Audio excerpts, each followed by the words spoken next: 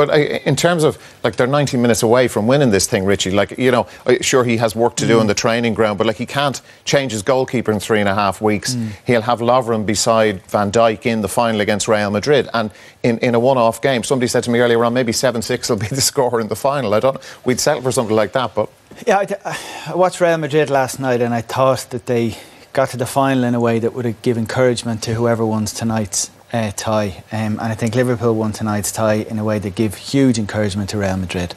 Eamon's right. I mean, we should be sitting here just promoting the fact and praising them for getting to a final of a competition like this, which is a phenomenal achievement. I don't think they would have set that as a target at the start of the season, but there were so many elements, particularly in the second half, that would... I don't know what it's like being a Liverpool fan. It must be so exciting, but so nerve-wracking and infuriating and anxiety-provoking, all those things. Because right up, even 15 minutes to go, they were 3 ahead, and you're still sitting there going, I'm not comfortable here. You're watching me and thinking, no, absolutely. And looking, Liam, on Twitter from Liverpool fans who I know and others as well, they were talking about 7-4, the aggregate score at the time, as the most dangerous lead in football. So where does that tension come from, and why did Liverpool give them so many chances tonight? It comes from their experience this season, and maybe going back last season, of their defence. They know that their defence can collapse at any minute, and they very nearly did tonight.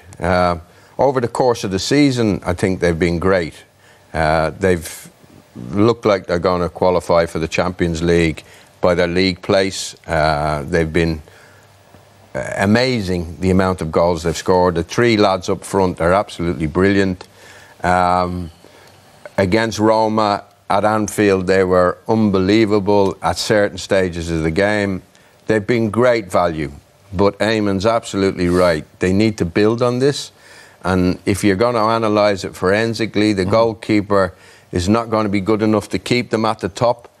Lovren is not going to be good enough to keep them at the top, and they were 2 players we singled out before the match that they could have a problem with, and they definitely had a problem with them. The young boy, Trent Alexander, I think you can put that down to inexperience and maybe a bit of nerves, you know, or a lot of nerves, should I say. He had a poor game tonight. But they're there, and we should be celebrating them, and let's remember all the good things they did.